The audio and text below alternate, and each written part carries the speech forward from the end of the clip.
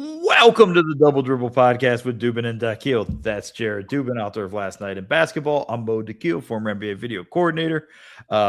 Put something up on Bleacher Report just recently, Jared. 5 minimum contracts that I think would be worth looking at. I'm guessing a lot of times on what these guys are going to get minimum contracts or not. But, some 5 guys that I think are worth looking at. Nonetheless, we had a bit of big news. Jared, first off, I was wrong. I thought this would be August. I thought your big news was going to be the thing we're going to talk about later. Spencer Jones offer sheet with the Oklahoma City Thunder. No, the bit we go to that well too many times. I gotta work that bit in every now and then. You gotta keep the listeners on edge with that. But LeBron, I thought this might go into August. LeBron was nice enough to Friday morning my time to announce gonna sign with the Philadelphia 76ers. Literally, I think an hour before this recording, it became official. He has actually signed the 2-year, $8 million deal with the Sixers. And just before we get into how he fits, all that stuff, all that fun stuff, what was your immediate reaction? I was really surprised. I thought that the Sixers were one of the least likely teams that he was going to go to. I thought we talked about this before. I thought that he was going to go to a team that he had some sort of prior connection to, whether it was Cleveland or Miami or even a connection in Golden State with Steph and Draymond and things like that. So this definitely, knocked me off my feet because I was not expecting him to go to Philly. Yeah, I mean, we even said in the pod this was probably the worst basketball situation. We're going to get into that. I've actually changed stance on that now that I've sat down and really have thought about it. You'd be proud of me, Jared. I didn't rush to conclusions. I didn't immediately put my thoughts out on social media. And this is the first I'm actually talking about it beyond just a couple of friends here and there. This is the first bit of it. I was kind of like, okay. It wasn't where I expected him to go. I've been telling you the whole time. I think it was all BS and he was going to end up in Golden State. The whole time was my thought process. I think the thing this wave of the free agency, it seems, has gone if you believe Rich Paul, it was like he decided on one thing and then at the last second kind of, when before they were gonna announce that this was gonna happen earlier, he changed his mind and wanted to think more about something. It makes me believe that the Jaylen Brown trade is what changed everything. Yeah, I think there was reporting in The Athletic that the Jaylen Brown trade changed things for him, or at least did for the Sixers. Okay, well, I feel like it changed it for LeBron, to being okay, this is actually more viable than it was maybe before, where if it's just me, Tyrese Maxey, Edgecombe, and Embiid. And I think that's one of those things that kind of, I think, sort of just made him sit down and think and recalibrate what he's going to be viewing it as. But it definitely was a shock, and I think it shocked everybody. I think a lot of people, most people didn't think it was going to be Philly. No, I mean, I don't think that there was ever a point where people were like, oh, the Sixers are in the lead. There were points where it was like after Draymond opted out of his contract, it was like, oh, he's going to the Warriors. After that didn't happen, it was like, oh, well, he's going to the Cavs, right? Then there was a few days where it was like all the prediction markets and whatnot were like, he's going to the Heat.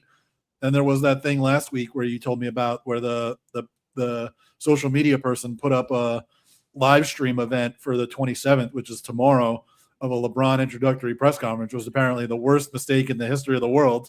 There might be one. He might not be wrong. He just might not be Miami's. That's true. It seemed like the Sixers and then the other two West teams were the only ones that nobody ever thought were in the lead, and then all of a sudden he chooses the Sixers. Yeah, and it didn't seem like Minnesota or Denver really had a chance. For whatever reason, it didn't seem like Golden State was going to get a sniff with that. The thing I find really kind of interesting, though, is just you remember before he went to LA, there was a lot of flirtation with Philly. right? Like this was like, I think was it 2018 when he went to LA? 2018, yeah. And so it was a lot. There was like, I remember there was stuff where it was like, hey man, LeBron's wife is checking out schools in Philadelphia for the kids and figuring out where they're going to go to school. And this was like, part of the, I'm sure then if we had prediction markets, they would have had Philly, odds would have gone up by then. I don't know. I feel like LA was an open secret. Everybody was talking about I was going to LA. It was, but it was like, it still felt like there was a serious flirtation with Philly. I think it's just funny that now he kind of ends up going there and he claims it's his last decision. We'll see. I don't, I'm not trying to poo-poo it or anything, but hey, man, if he's still averaging 20 2 years from now, maybe he doesn't want to retire. Okay. I'm not going to hold him to that one way or the other. But it was a bit of a shock. So let's go into the stuff that's more interesting. Or let me ask you this question. Who was more shocked? Jaylen Brown or Joel Embiid? Probably equally. I don't know. I can't put myself in their heads. I don't know who was more shocked. I would just wonder, like Jaylen Brown's like probably like, yeah, this is great. I'm gonna be the man in Philly and this and that. And I know they have Tyrese and everybody, but I'm gonna get a whole lot more. Oh, we're getting LeBron? That's more touches going outside my way. Like that's more the question. But of course, it comes down to, everybody's sort of throwing this one out there. It's the question is like, okay, there's only one ball, right? And now what happens with how will their offense work? It's funny because like I was listening to the Zach Lowe show, and he had Michael Pina on, and Pina was like fairly negative of the whole thing. Yeah. I don't know if that's a Philly bias that he has or if there's something. He was quite negative on the whole thing, whereas I'm a little bit more positive than on it than him. What are your thoughts? Just looking at it overall as at the team now, they have a starting five. When Embiid plays, it's going to be a little bit. They still have work to do, filling up. I think the backup center position. What's your view of this team? There are definitely some questions, obviously, one of them being how all the usage stuff is going to work out. Like the top four guys alone had a combined usage rate of 126% last year.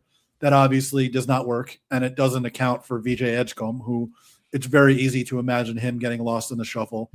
But I don't know. I trust a LeBron team to figure it out. And these guys are so good offensively that I trust them to figure it out and have a really good offense. The question is whether they can, like I believe they were 17th in offense last season. Can they jump into the top 3 to 5 in offense, or is this going to be like a top 6 to 10 offense? I think is the biggest question. The talent on hand would suggest top 3 to 5, but I do think there are scenarios where it's less than the sum of its parts because of the ways all of those parts have to interact. Like, I wouldn't say I'm skeptical, but I do have questions. I think it's fair to have the questions. I just kind of look at it when I think about them offensively, just looking on that side of the court. One, everybody's going to have to sacrifice a bit of their game. Yes. Like, there's just no question about it. I mean, look, we saw LeBron play the third option last year with the Lakers, and it was actually pretty good, to be honest. But I think, I think it's really, the thing for Philly is like, he actually fits the need of a playmaker that they don't really have. And that's not a shot at Maxey. Maxey's more to me a scoring guard than a playmaking guy. And I think they have a guy in LeBron who can make a point of like, yeah, we're going to set guys up. We're going to put guys in the right position with things. I know when rotations go, there's going to be a lot of what's the word? I can't. Staggering. Thank you. I was going to say scattering.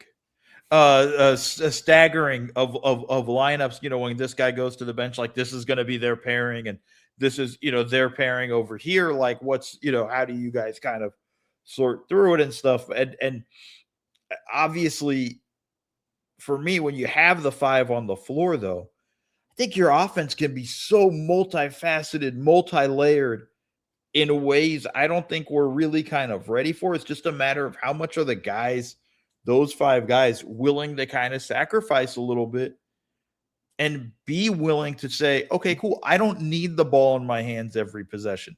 It's okay if I go 5 possessions and I don't get a shot. Like, I think there's elements of ways to work. And you make that face, but it's like, this is what's going to happen for these guys. It's going to have to happen. I don't know. Like, if Jaylen Brown wanted to be the guy on his own team, now there might be 6-7 possessions where he doesn't get the ball in a row.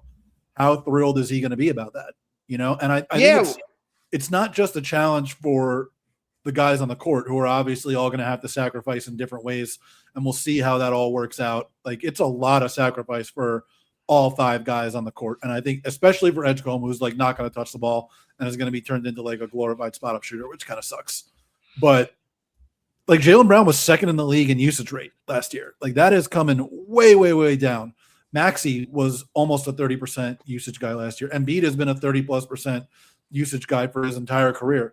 LeBron, even in his down years in terms of usage rate, is like a 27, 28% usage guy. Is he going into the low to mid 20s, things like that? But it's not just on those guys. It's also like, you have to be really creative to make this work if you're Nick Nurse. And Nick Nurse, there was a time where he was one of the most creative coaches in the league. I remember writing about it back in the day for all different kinds of websites, and especially on defense. He was the most creative coach in the league. I compared him to like Bill Belichick at the time, which a comparison that has not aged particularly well because Belichick got uncreative as he got older. But so has Nurse. Offensive creativity has never been Nurse's strong point anyway. And he's going to have to come up with the most creative offense of his career to be able to work all of this out. The talent makes it easier, but it is still a challenge to put them all in the best position to succeed at the same time. Yeah, but I think that's just this is going to be part of the puzzle of like, hey, you want to win? This is how we're going to win, right? Like, this is how it's going to work with what we're doing. Like, this is just, everybody's usage is going to drop. Everybody's numbers are going to take a dip a little bit. I still think Jaylen Brown's going to be averaging, 22 points a game. I still think you're going to get stuff from Maxey. I think, I think Edgecombe's going to be asked to make the biggest sacrifice, obviously being the second-year player and so on. But I also think he's going to have a large role in what they're going to have to do defensively, the way he's going to have to attack defensively. We'll get to the defense. We'll get there, but it's just like, but I just think with the stuff we're looking at offensively, like, it's funny to me. This will probably drive people nuts because it's quite an outdated offense, but like, it is a great triangle team. This is a pretty good triangle offense type team with a lot of movement and cutting and things like that. And the ball's got to kind of move a little bit. And then it breaks down into like a 2-man game or isolation. But this also works in a lot of ways where you can run elbow action on one end and a weak side pin down that you're going to have to honor it. If it's, whoever coming off the pin down, or even if it's LeBron coming off the pin down, or LeBron curls off of it and whoever's popping up. Like, there's so many different ways in which you can kind of play this thing. Like, I agree with you. This is a challenge for Nick Nurse. Like, he's got the toughest job. This is going to be the toughest job in the NBA. It's not just figuring out the offense, but managing everybody. And to be honest, he better start right now. He better be he better be on planes, visiting guys. Let's talk about this. Let's figure out how we're going to do this stuff. Let's start working together and in playing this and sort of planning this out and understanding, like, we're all going to have to sacrifice. And I think that's an important thing. If you're looking at it from the LeBron perspective, though, this is also a team that doesn't need him on a nightly basis to carry the scoring load. Right? Like, it does take, he can ease up a little bit in terms of saving some gas. This is kind of what he was doing with the Lakers, but saving a little bit for, hey, end of the game, I can get going. Or you run a democratic offense, and at the end of the game, it's Jaylen Brown time. It's whatever. Like, this is the stuff you got to start figuring out. Shake your head at it. He was pretty damn good this season, dude. Like, you can make all the faces. He was good this season. He was great this season. I'm just not sure I want it to be Jaylen Brown time more than Tyrese Maxey time or LeBron James time. Yeah, I don't know how happy Jaylen Brown's going to be about that. But and maybe that's something that game to game. It's who's got it, who's got the best matchup, Oh, of and course, we go yeah. with, and that stuff. But I think that's going to be the ultimate thing. And if you're Jaylen Brown, this is an opportunity because everybody is kind of trashing you right now, especially in Boston, to be like, nah, man, like I am a team guy. This is something I can do here. Yeah, and look, the sheer amount of talent on hand means they can withstand an absence on any given night from any given guy. I think it's much more difficult when Embiid is out just because of the center rotation behind him. And he's going to miss 25, 30 games minimum. Yeah. Like, minimum. LeBron is going to miss 15, 20 games probably. Maxey and Edgecombe and Jaylen Brown are going to play every night. And those guys will be able to pick up the slack for whenever one of those guys misses. But it's also not just the slack that can be picked up when one of those guys misses a game. You can pick up slack in game. LeBron doesn't have to exert all the energy, like you said. Joel doesn't have to exert all the energy. But is he going to be thrilled not getting all of the touches that he's used to? Like we've seen throughout his career, even last year, the Sixers do tend to turn into an Embiid team when Embiid is on the court. How does that work now that you have two more mouths to feed on the perimeter as opposed to just Maxey and Edgecombe out there, or even Maxey and Edgecombe and Paul George out there?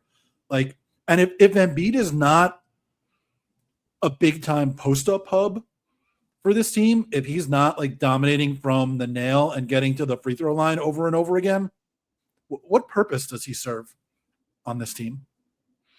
Yeah, I mean, well, I think he's still pretty good defensively as a backline defender, as a rim protector. I know we're going to talk about defense, but when you're just overall purpose, and then offensively, he's still a guy you have to guard. You can't just leave him wide open at the 3-point line. I know he didn't shoot it all that great this year, but if he can get back to being 37% from three type of guy, like you're still going to be able to spread the floor out with that. And yeah, you're going to post him up from time to time, not as much as before, and dare teams to double. Who are you doubling off of with this crew, right? Like that's who are you coming off of? LeBron? I mean, Jalen, like Tyrese, EJ, Edgecombe. Like, I think you have to kind of like, there's a lot of challenges with that, with the way you can kind of work things through. I think it's going to get really interesting. The hard part, and this is the important thing, I think, is chemistry takes time to build. Yes. And with him missing so many, and he's going to. And he's going to have to play like a weird sort of schedule. I heard somebody saying like he should almost play like a Premier League schedule.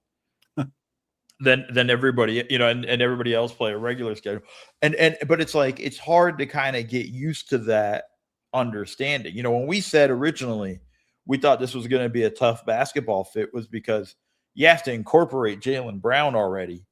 And on a nightly basis, you have two different teams with Embiid on the floor and with Embiid off the floor. Now you got to incorporate Jaylen Brown and LeBron James. And now you have multiple teams because there are nights where probably not going to have Embiid and LeBron. There are going to be nights you're only going to have one of them. It's going to be nights you have both of them. So that's three, and that's assuming the other three guys are healthy. Like, I think there's a little bit of that's more my concern is like, are you going to have enough time together to find a rhythm offensively and understand how to play with each other and work with each other? That's more where I'm curious about this team as they go forward. Yeah, I would say, like, if I set the over-under at 40.5 games for all five of these guys playing together, would you take over or under? I would take the over, but not by much. Like, that's a pretty good – like, I would take the over. I think they need, See, I would take the under. Like, is Embiid himself going to even play 41 games? He's got to. If this is going to work, he has to. He has to get to at least 50-something. And not high 50, but like low 50s, maybe high 40s. But he has to get in that range. He can't just play half the season, And then it becomes the whole question of going into what do you do in the playoffs? Where does he play a whole 7-game series? Can he play a whole 7-game series? We saw what he looked like, with the Knicks series. Like he was gassed after Game 7 of the. He didn't even play Game 7, right, against Boston. No, he played. He played. It's all. He didn't play the first few games of the series because he had the appendectomy. Right. But like I think there's going to be a they need him to play some of that, to have some sort of to develop some sort of chemistry of just some sorts. Like you got to have those guys on the floor together. That's more my concern than like how will they fit X's and O's wise. Because I actually think it'll be hard, but I think you could put together offense that works and takes advantage of guys and puts people in different situations that allows you to attack in different ways. Yeah, I think that I would like to see a bunch of like Maxi's the best player on the team, and he should be at the controls of the offense more often than not. But he's also the best shooter on the team in a lineup where the other four guys are like average-ish shooters for their position and not necessarily the best spot-up guys in the world. Maxey is an elite off-the-catch shooter. I would like to see a lot of him like off the ball with like LeBron Embiid pick and rolls, or LeBron Jalen pick and rolls, or Jalen LeBron, Jalen Embiid pick and rolls with Maxey flying off screens away from the ball to try to stress the defense like that. Yeah, I mean, that's a perfect way to do it, right? That goes back to what I'm saying. You can run a lot of multi-layered stuff that can put defenses in bad positions, and I think that's where it's going to get interesting for the Sixers. It is going to come down to Nick Nurse being super creative, and I think that's going to be an important aspect that they look at with how do you kind of build this team out. And I'm serious, man. I'm not kidding. Like you can look at stuff like the triangle a little bit. You can run some Princeton offense off of it. You can run some of UCLA offense, the 1-4 stuff a little bit. Mm-hmm. And with all the guys that you have, this is stuff that I'm reaching way back. This is like Jerry Sloan offense stuff that you can tweak, but it's a lot of movement. Like you have the ability to have a ton of movement right now, just between, I know Embiid's very stationary. I know LeBron's pretty stationary, but the other three guys aren't. And you can do a lot where you can throw to those guys at the elbow and let the other guys fly off of each other. Yeah, I mean, people get mad when you bring up the triangle because it seems so antiquated, but everyone is still running some triangle stuff at some point or another within their offense. It's like everybody still runs D'Antoni stuff within their offense at some point or another. Like every offense has pieces of every other offense that's ever existed. Nobody's coming up with something that's entirely new. Everything is variations on concepts that have been run since forever.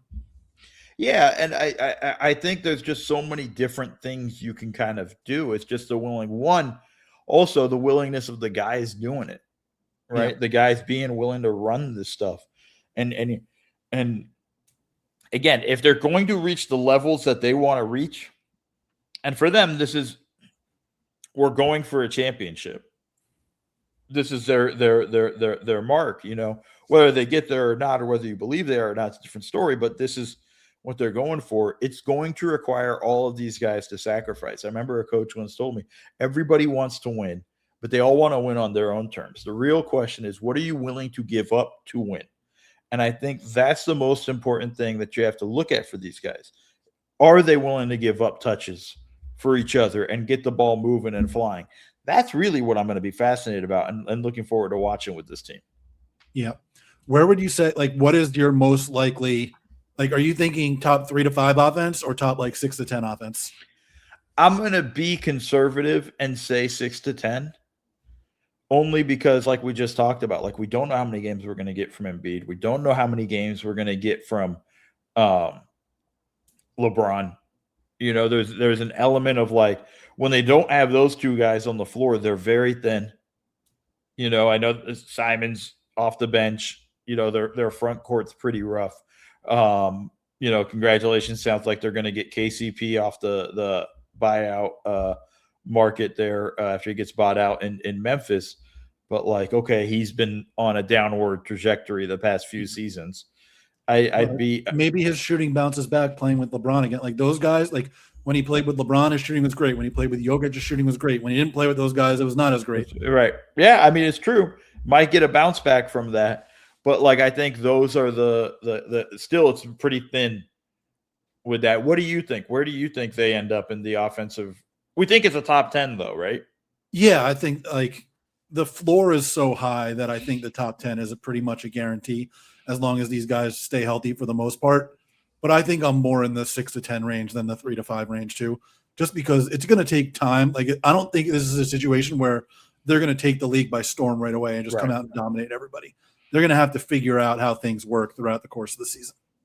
Yeah, this is a, let's build the cake kind of situation, and we mix all the stuff together in the first half and see if we have the right recipe for it to rise once it's in the oven. That was a really good analogy. I'm very proud of myself. That's big. Proud of myself there on that one. How about we do this? How about we take a quick break? On the other side, let's talk defense, and then just how does this team all look in terms of the Eastern Conference?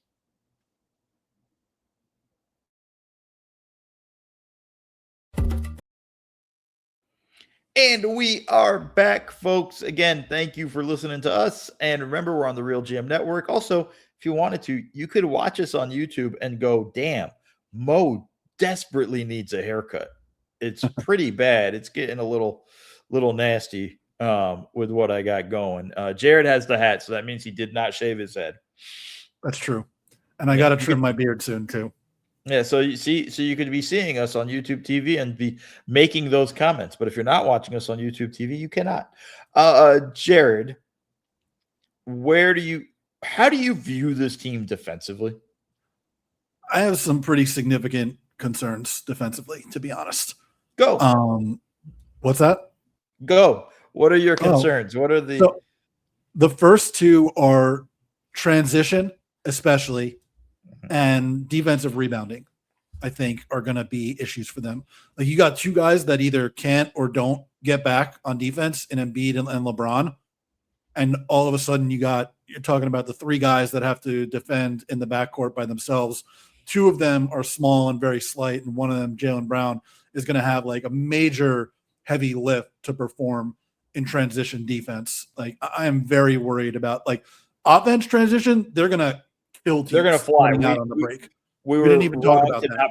We were wrong to not talk about that. I do think there'll be a top 5 transition offensive team. Yeah, they are going to kill teams on the break on that end of the court. I think that they could get killed going back the other way in transition defense, though.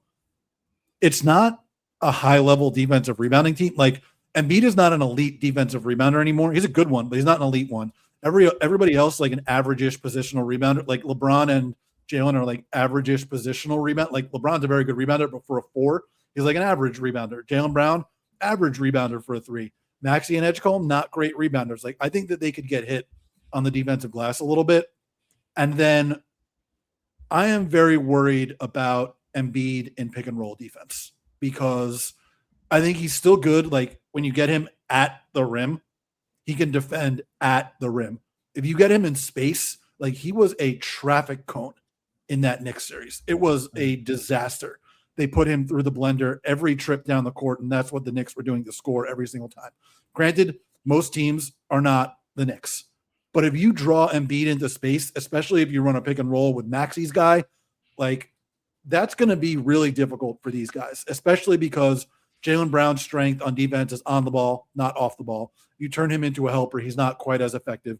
Edgecombe's strength on the ball, you want him defending at the point of attack, but he's also like, he's kind of slight. Like, he's only 180 pounds. He's a dog, and he's going to absolutely put 1,000% into the defense every single trip up the floor, especially now, because that's going to be his primary role on this team. Like, I trust him to do a good job of that, but there are guys who are going to be able to power through him. That's just physics. And I'm worried about Maxey on the ball. I'm not as worried about him away from the ball. He can't get a little spaces sometimes, but he's really good in passing lanes. But I'm worried about him on the ball. I'm worried about Embiid in space. I'm worried about LeBron's going to have to be the primary helper. And we know his effort in that department waxes and wanes during the regular season, because it has to, because he's going to be 42 years old in December. Yeah, for kind of working backwards a little bit with the LeBron aspect of it. Again, if he has a lighter load on offense, I could see him willing to expend a little bit more energy on that end of the court defensively and putting a little bit more fight when he does and when he wants to.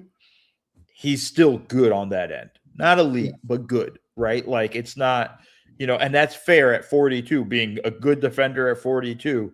is pretty damn impressive. And I don't have worries about him on the, like, when you get him on the ball, if like you switch him onto someone, or if he has to it's guard his rotations. matchup, like, I'm not worried about that. It's more the attentiveness and the effort away from the ball, which he intentionally dials up and down because he has to. How much is he going to be able to dial that up? Because they're really going to need him to be, especially like backline help when they put Embiid in pick and rolls and whatnot. So the thing I find interesting is, like, I think this is where Nick Nurse is going to make most of his money, is how he, and as we talked about in the beginning, how creative he was back in the day defensively. He's going to need to bring a lot of that stuff back, because I think we're going to see a lot more zones with them. I think you're going to see more effort to switch Embiid out of these pick and rolls, or pre-switch and stuff. And that can go either way, and that can cause a little bit of confusion. But I won't be surprised if we see opportunities where it's, as Embiid's guys going to take the pick and roll, it's Jaylen Brown going with him and Embiid staying back to try to hover near the rim and be at that level. And again, put Brown in the positions defensively of where he wants to be and how he can, be more forceful and have more impact there. Edgecombe is slight, but I also think another year in the league, another off season of weights and stuff like that. Let's see what he comes back. We obviously know whatever they tell us in the media guide is a lie.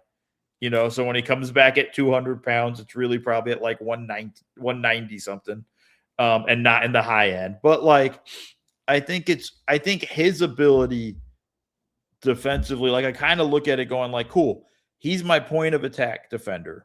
Mm-hmm. Brown's going to take the wings. We got to try to find ways to keep Embiid at the rim.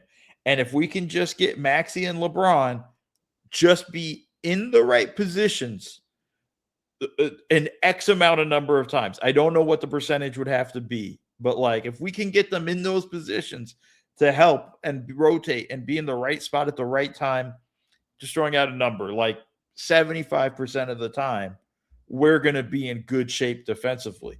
Yes, good teams are going to find a way to put them in stressful situations. But I think with where you're kind of looking at it, I think they can mold a pretty decent defense. A lot of teams don't have two good on-ball defenders that they can put on the court at the same time, right? Like, this is where it'll get interesting with how they kind of how do they figure these guys into the rotation, and how do they work this stuff out? But like, I think they can kind of cobble a good enough defense. I am worried about the rebounding, though. The rebounding is where it's like, okay, especially if they go to zone, you give up a ton of offensive rebounds if you're not careful. And that's one where I think they have to really put a lot of stress on. Yeah, I'm worried about the rebounding. I'm worried about Embiid in space. I think that it's good that they're going to have defenders coming off the bench in like Dean Wade and KCP, especially because they're bringing Anthony Simons off the bench, and they're going to need that's another guy that you got to cover up for defensively. Like, he's going to get lit up, obviously, defensively. That's going to be a pretty significant problem, but he's also going to light it up on the other end from three, especially. And that's another guy they can use creative offensively that we didn't even mention before. They got to get creative in terms of how they're going to use him, especially if you put him and Maxey on the court together and you have all that shooting out there. But that's really tough defensively, and I don't know how you cover up for that. Like, so much of this just rides on Embiid recapturing the defensive form that he had like 4 years ago. And if that doesn't happen, though, I'm worried. You can't count on that, right? Like, you in that way, if just looking at the Embiid's body of work, just Embiid's body, like, you just can't expect it. It's just, can we keep him at the rim as much as possible so that he can just put his hands up? Because even really, he doesn't even jump to contest shots anymore like he used to, right? Like, I think that's just not going to happen. And I think you have to sort of allow this to kind of, if you're Nick Nurse, you got to find ways to set up defenses so that he can stay near the rim and be on and have everybody else spread out and fire out. Like, defensively is going to be interesting. And I'm more concerned on the defensive end than I am the offensive end. I understand everybody's worried about there's only one ball, and we say that all the time. but it almost works all the time. Like every time we say that and we have these worries, I think we're overthinking it. Mm-hmm. I think the guys understand that there's only one ball as well, right? We're not going to have Carlton ripping the ball out of Will Smith, out of Will's arms and then chuck up the game winner in the middle of the game type of situation. But I think you're going to have I think you're going to find a little bit of a fluid offense that's going to be interesting. It's defense where it's like, can you put it together just enough defensively that we can figure this stuff out? That's where I'm more concerned than anything else. Well, let me ask you this. If the offense, we both said offense, like more in the 6 to 10 range than the 3 to 5 range offensively, if the defense is just good enough or average, is that good enough for them to be the type of team they want to be? If they're not a top 3 to 5 offense, like if you want to be a title contender and your defense is only average-ish, you need a top 5 offense at this point. You can't be like the 8th best offense and the 16th best defense and be a title team. If you're going to be a top 7 offense, top 8 offense, you probably got to be a top 7 or 8 defense. Otherwise, you got to be in the top 3 to 5 offensively if you want to be an average defense in order to really win the championship. Yeah, I don't know if I would say this is a team that's going to go win the championship. So I'm not in that realm. I think their odds are better than what it was. Oh, yeah. Obviously, right? You had LeBron. You're obviously more talent. How do you think Dean Wade feels, though? He was 2 days ago, he had a starting job, and now he's a backup. Think there's going to be a competition in camp. I think the where they got to be defensively, I think they got to be just a little bit above average. Yeah. And I think and I'm talking like 13, 12 range. And I think they'll put themselves in a pretty good position with where they'd be at, which then leads us to the next question, really. Looking at the Eastern Conference, like where do you see them? The whole everybody's been running around the Eastern Conference is better than the Western Conference type of run right now, and it's pretty arguable. Where do you see them in what's becoming a relatively tough East? With obviously the Knicks at the top, I think that's no question. But where do you see how they fit in the Eastern Conference? So a couple things. First, they were 16th in defense last year. They got to be better than that. That's the first thing, just to hit on the last point that we were covering there. I do think there are people that think they are better than the Knicks. I disagree with that. Well, we don't talk about delusional people here, Jared. I would have the Knicks pretty clearly ahead of them and the rest of the East at this point, given what they did during the playoffs. But before that too, I agree the East is better than the West. Like top to bottom, I think it's pretty clear. But I think the 2 best teams are probably still in the West. Yeah, no, for sure. I think that's the deal. And the East is going to be really tough on a nightly basis. Easier for you now. You have better games now at the 7 o'clock slot than you did. Yeah. You're much happier now. You might actually skip out on some West games. Yeah, I might do like an early game, go to sleep, and then watch another early game when I wake up. It's gonna be great. It'd be great. I've spent so many years watching more Western Conference teams than Eastern Conference teams. Like I track all of the games I watched, and the West is more every single year. But this year, it's probably going to lean toward the East for the first time in forever. That's amazing. What's your view though of them in the East? Like, where do you see them fitting in the Eastern Conference? I think they're in that next tier of teams, but that next tier of teams is like it could be like 7 teams. Like Philly is in there. Toronto, assuming that the Raptors get Kawhi, is in there. Detroit is still in there. Like Detroit won 60 games last year. They're going to win a bunch of regular season games this year. Cleveland is going to win a bunch of regular season games. Atlanta was so much better last year down the stretch of the season and added more talent this offseason. Like, why can't Orlando bounce back? Like, Miami is probably going to be better than 43-39 at least. Like the Pacers are going to be a lot better, obviously, this year than last year. Like I don't even know how many there are going to be like 9 or 10 teams that expect to be in the top 6, and 4 of them are not going to do it. You didn't even mention Boston. Boston. I forgot about Boston. Like that's going to be. So the thing is to like part of it here, like, so let's go back. I want to go to the Detroit thing because part of it for me with Detroit, and as we've known, I'm not a John Collins believer. But part of it too is like, I don't think they're going to be as good as they were last year. No, they're not going to win 60 games, but I view it as like the Cavs from the year before where they won 60 whatever games and they dropped down to 52 last year. The Pistons are going to win in the 50s. But I think we keep assuming these teams are going to win more in the 50s. There are not a lot of tankers anymore in the East, not with the way or in the league anymore with the way this stuff with the relegation and things like that. Washington's going to be a little bit better depending on if AD and Trae Young actually play. Well, Trae better play. He just got this massive contract. We'll see what happens with AD's world. But like, do you think there's going to be like it's going to be harder on a nightly basis in the East to stack wins in the way you were before? Last year, you had a ton of teams you got to stack wins against, like on a nightly basis, where it was like, yeah, they ain't trying to win. So now it gets more difficult.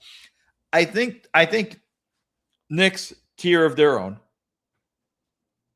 And I think after that, it's everybody else. And it will be a free fall, for battling for the last 5 spots for auto berth. Yeah. Into the playoffs, 2 through 6 is going to be absolutely insane. And I think the play-in tournament's going to be nuts because there's going to be 2 or 3 teams in the play-in tournament that we're going to look at going like, damn, man, like, cool. Like, to me, Miami, let me just put it this way. Miami's not in that second tier, though. Miami's a 3rd tier play-in team to me right now.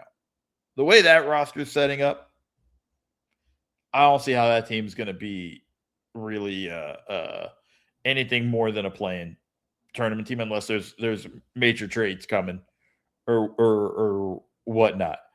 Indiana, I think, is a top 6 team. Boston, I'm iffy on because we're really counting on Jason Tatum off an Achilles, and they never talked about what happened in Game 7, with him not playing. And then Mitchell Robinson's health is going to matter for them significantly. I'm not necessarily going to put them in. Georgia's health is going to matter significantly. Yeah, they can be a tier 2 team if everybody's healthy, but we just named 3 guys where we're like, it's you could say the same thing about Indiana too. Like, we don't know what Tyrese Halliburton's going to look like. We don't know what Tyrese Halliburton is. You're right. We don't know I am confident enough, though. I think Tyrese will be fine. And if he comes back, just even 85% of what he was, I think they have enough with Siakam, with Zubac. I think they're going to be in a good position. I think Detroit's a top 6 team to me.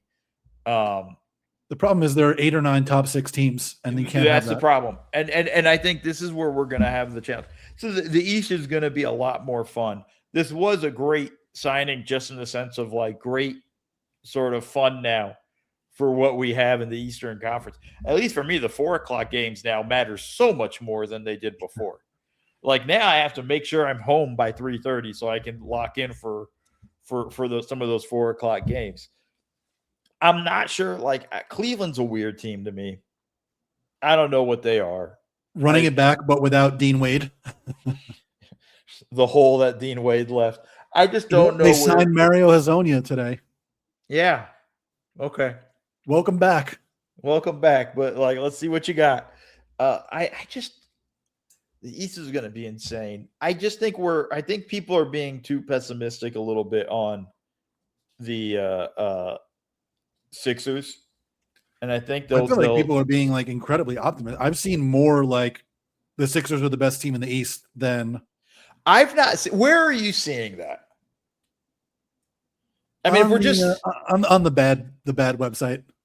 Yeah. Okay. Well, anybody reputable saying it? I don't think so. Okay, so stop it. You know what? I always say that to other people, so I should take my own advice. Yeah, no, like, come on, Jared. Like, that's like Laker fans thinking they were going to win everything when they got Lonzo Ball. Like, it's not, we don't need the irrational. It's fun to dive into the irrational stuff. I like looking at it and getting a good laugh, but I haven't seen anybody of consequence talk about this team being a championship level team or better than the Knicks. They passed the Knicks in the odds. It's because a lot of money's coming down on it because all these idiots are throwing their money away. That's, you know what be I feel honest. bad for, by the way? I feel bad for the Nets with the Knicks, Sixers, Celtics, and Raptors in their division. They're going to win like 8 games. What was? Oh gosh, they announced the NBA Cup, the Emirates NBA Cup groupings, right? Isn't there like, it's like an insane? Yeah, it's like the Knicks, Sixers, Pacers, and Celtics are all in the same group, I believe. Oh man, it's like, I'm trying to find it because they had it. Yeah. Knicks, Cavs, Sixers, Pacers, Heat. Oh, that's what is the grouping. That's a brutal group. That's a brutal group right there. But I think in general, though, I think they're going to be a little bit better. I think there's both sides. There are people that are very optimistic. There are people that are very pessimistic.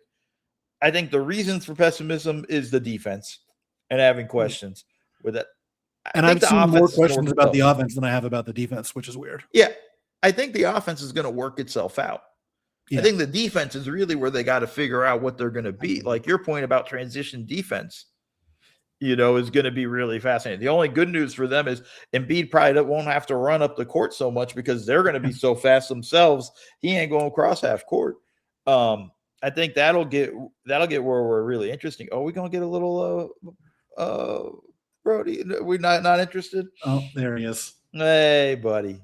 Love it. And to anybody that gets mad when we talk about the dogs, screw you. Yeah. For those not watching on YouTube, my dog has joined the podcast. Yeah, joined. Luca's off with his mom, so he's not really interested in me. I guess I'm probably more in the optimistic crowd of like, I think this is going to work more than people realize. But I don't think, but to me, that doesn't mean championship, conference finals. Like, I think they're just going to be better than people are giving them a little bit of credit for. Yeah, I would say, like, I read my piece back that I wrote, and it was more negative than I wanted it to be. But I think that's just because I naturally come at it from the perspective of asking questions, because there are questions. But I want to be clear that I expect them to work most of this stuff out just because of the sheer talent level. I think the last question I have is, go ahead. Well, I'm just going to say, like, every team has questions, right? Apart from New York, for the most part, everybody has questions. I think there are questions about the Knicks. Like, is Andre Drummond even a reasonable facsimile of Mitchell Robinson? Not really. No, but like, it's as long as you keep Cat healthy, you'll probably be fine in that stress. But that's your only question. You're fine. Jalen Brunson's wrist surgery, like we just saw what happened with Jalen Williams' wrist surgery. It's Brunson's shooting wrist. Like, there are some questions. But like these other teams, like when you talk about Boston, we laid out 3 guys there, figuring out what they're going to do, making up for what Jaylen Brown did. I mean, they think we saw all the silly comments, and I know, again, not sure how much it came from Boston itself, but like Pritchard being, stepping up to that level, we'll see. But like, we've seen all of these things, the Cavs have a million questions. It's Orlando. God knows Sean Sweeney. I like him. I think he did a great job as a defensive coach, but it was their offense that was really the problem. Although the defense was pretty bad last year too. It's when we're looking at everybody. You mentioned it with Indiana about Halliburton, Toronto. Do they even get Kawhi? Like, we have like a lot of stuff still has to be sorted out. I just think every team's going to have questions that they need to figure out in the way they go, and it's just going to come down to who answers them. I want to ask you one question, and I know you had something else. Yeah. On the LeBron signing there, I've seen a lot of stuff of like, how dare him chase a ring? types level stuff, right? Like, oh, he's just a ring chaser. Okay, that's how I said it all. And I've seen it from reputable people. Is there anything he could have done that wouldn't have been considered ring chasing? Like, the guy is 42 years old. Wherever he signs, he's going after a ring. Like, also, by the way, why is ring chasing bad? All we want is for guys to want to win at all costs, and then they try to win at all costs, and we complain about them ring chasing. Like, I'm sorry, this is all nonsense. He's supposed to. Is really my answer. Is he's supposed to. If he turned around and signed with Sack, I'd have been like, what the hell are you doing? You're never going to win there. Or it's like, you got to go where you have, like, this was part of it. You have to go where you have a chance to win. This is part of the reason why I thought it was going to be Cleveland. If it wasn't the Warriors, I thought it was going to be Cleveland. Most talent right there, and he could slide. They'd have a ton of questions to have to figure out, but just a ton of talent right there between them all. I lied. I have one more question, then you could ask your question, and then we'll take a break. What is the chances you think the Sixers trade Embiid now?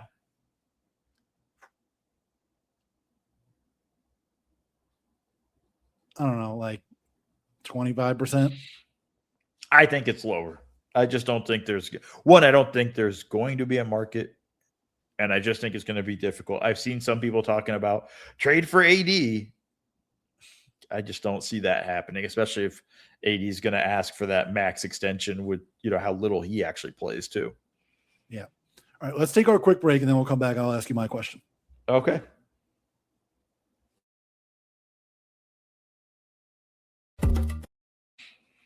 We are back, folks. And Jared, just take it away, man. I stalled enough last segment. What's your question?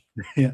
So in his tweets that he had announcing the decision, LeBron said he wants to bring a championship to Philadelphia. He thinks this move is what gives him the best chance to win a championship. Is that true? Out of the teams he was considering, is this his best chance to win a championship? I think to some degree, like if he went to, let's just throw it out there. If he went to Golden State, I don't think they're good enough to win a championship. Denver would have been fun, but I don't know if they're good enough to win a championship. Minnesota gets really interesting. And I'm throwing the gamut of like all the teams, right? Minnesota gets really interesting.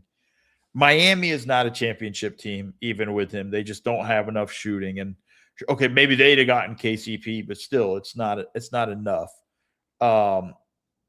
Cleveland's interesting just with the amount of talent, and I'm assuming Harden would re-sign with them. I'm expecting Harden to re-sign with them regardless. But like, if they got LeBron, I would expect Harden to be there too. That'd be a ton of talent there from their perspective. I think they could have given them a better chance. I'll say this. He slots right in as a 4 with this team right away. Like, that was the thing with Cleveland. It's like, cool, but he's not going to be the 4 there. So he's got to play the 3 who's guarding wings and things like that. I think he's kind of slotted in. I don't think they'll win a championship, but I think it's a pretty good position. It's hard to just say that knowing what you have with Joel Embiid, who's probably going to have to miss multiple games in every playoff series they play in. Yeah, I would say out of the options available to him, I think this probably was the best chance to win a championship, just because, like, I think you can argue whether this team is better or worse than the Wolves with LeBron would have been, just because of the way that team is set up to insulate him defensively in a way that this one isn't quite. But I think that not having a Thunder or Spurs caliber team in the East makes you probably more likely to make it through the East, and you don't have to beat both Oklahoma City and San Antonio just to get to the finals, where you then have to meet, the Knicks or whoever else. Now you just have to get through the East, and you only have to beat one of those teams from the Western Conference. But you're hanging your hat on a team where Joel Embiid has to be healthy for multiple playoff series, and that has just never happened before. That's where it's so scary. Is it actually the best chance if you need something to happen that has never happened, and it's something that we don't think can happen?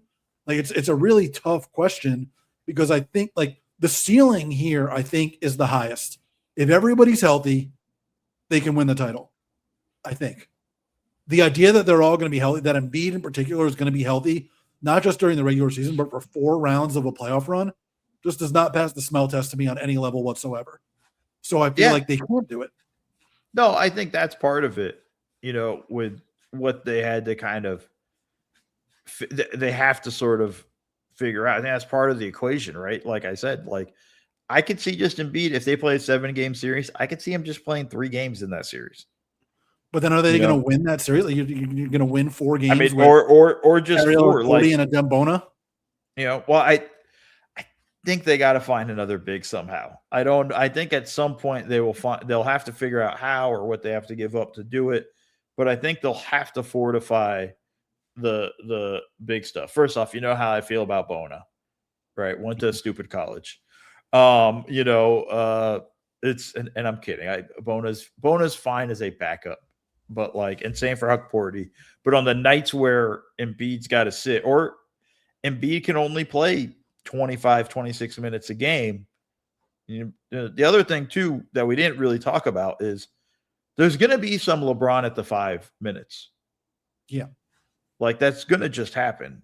Obviously maybe not against the Knicks, but there's going to be or big teams, but there will be some of that on some nights in the way that they have to sort of figure out their rotations and all that. One other thing I want to mention about the offense that only just occurred to me now, the other thing that I think is really important for them and maybe a little bit easier for them establishing an offense, it's going to be a whole new offense for everybody, right? It's not just fitting in one piece, right? Everybody's going to have a whole new offense. It's not how do we incorporate one person into our offense and our ecosystem. It's we have no ecosystem. We're building it all together from the ground up. And I think that might be a little bit of an advantage. But again, it also goes to what we said. Everybody has to be willing to sacrifice with that. Anything else on the bone of this LeBron to Philly's chances, all that? Anything else you want to talk about? I think we've touched on pretty much everything. There's probably something we're forgetting because that's just the way things go. But I think we covered what there is to cover.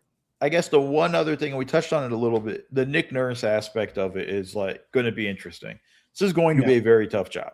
This is a very tough job right now. And so you'll have to figure out how to kind of work. And this is going to be a lot of relationship managing at this point, and I think that's going to get really interesting because the last thing you want to be Nick Nurse is LeBron says something in a press conference and Jaylen Brown goes on his Twitch and then Embiid says something to somebody, it's going to get really interesting real quick. If the chemistry's not right. Between LeBron's Instagram and Jalen's Twitch and Embiid's Twitter, there's going to be a lot to monitor. Yeah, it's going to get kind of interesting. There is one bit of news left we got to talk about. I got one more thing on this now that I think about it. We didn't talk about the stagger partners with these 4 guys. How would you do the stagger? Because I think they're going to pretty clearly stagger these guys 2 and 2 for most of the half and then start and finish with the 4 of them on the court together. It's tough. Part of me is I think I would stagger LeBron and Embiid because you would have them together or you would apart because I think part of it too is I want to try to take advantage of both of their post-ups abilities. Mm-hmm. And I think LeBron can back down a little bit and put a little bit more of that out there. And I think that can kind of help sort of facilitate offense a bit more with where they're at. I think I'd probably go Embiid and Jalen and Maxey and LeBron, but I'm not sure I'm really stuck with it. And part of me also wonders because we're just thinking 2 and 2. Yeah. But I almost might go 3 and 1 and slowly just cycle through guys. I kind of want at least 2 of them on the court at all times. No, I'm putting 3 on the court at all times and cycling the 4th person in. Interesting. I don't know if that actually works mathematically. If you can always have 3 of them on the court. LeBron, play 48 minutes. You're only 42 years old. Yeah, especially if LeBron and Embiid are not playing like fully heavy yeah. minute loads. Like I thought about staggering LeBron and Embiid too, but then I realized I probably want one of LeBron or Maxey on the court at all times just to have an actual high level playmaker out there. That's a good point. And I don't think I want Embiid and Maxey at all times because I just think that's too flammable defensively. Yeah, so I thought about LeBron, Embiid, and Maxey Jalen. But then you have Jalen maybe not happy because he's on the court with the best player on the team at all times. Right. Like, and is he ever going to get a chance to be the guy offensively at that point? Like, it's tough to figure out the best way to do it. Yeah, it's a good problem to have, though. It's a great problem to have. How do I figure out and keep my 4 best players, staggered and right? And the other thing, too, that's going to be really important, though, also that Nick Nurse has to figure out, too, is he's got to experiment with it. Because what we think might work, so like, all right, cool. Like, hey, guys, we're going to try this for 10 games. This is the pairing of the staggering. Just want to see what it looks like. And it's not just that. It's what other role players work with you. Right? Who else helps you in that area? Like, can we play you guys, but we have to have KCP out there? It has to be Dean Wade with them. Or like which role player works with who in that regard. I think the funnier – do you think there's any sign – like, do you think they signed Simons if they knew they were getting LeBron? Like, I think that kind of makes me wonder. Like, that's a tough – because that's just another – that's as a scorer off the bench, but I do wonder the defense aspect of it. It's kind of tough with that. I know you have Wade and KCP coming off the bench, but, like, gets a little challenging. Yeah, they're going to be depending on bench guys for defense, which is an interesting balancing act. Yeah, that's going to be a hard part with that. I'm going to need more. This might take me all summer of thinking to decide what I want with the staggering. Yeah, it might take me all season. Might take Nick Nurse that long, which is fine, by the way. Like figuring it out during the season is fine.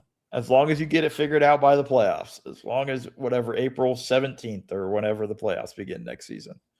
Let's go to the other bit of news. Little bit savage, but the Oklahoma City Thunder have sort of backed the Denver Nuggets into a corner by signing Spencer Jones to an offer sheet that is not that much money. What was it? Like it's like a 2-year deal at $6 million? Yeah, it's 2 years, $12 million. 2 years, $12 million. It puts the Nuggets in a pretty difficult position because it puts them, if they match this offer, it puts them in the second apron, which they're desperately trying to get out of and stay away from. And they still have the Peyton Watson restricted free agency going on. And like it's really put them in a position where they got, I mean, it happened yesterday, right? Yeah. We're recording on Sunday. So like by the time you're listening to this, it might be resolved already. Yeah, it might be over and done with. But this is pretty ruthless from the Thunder, who are also, let's make no mistake, they are adding to themselves quite a bit. Their tax penalty would go from $19.9 million to $43 million, according to Bobby Marks, if this were to go down.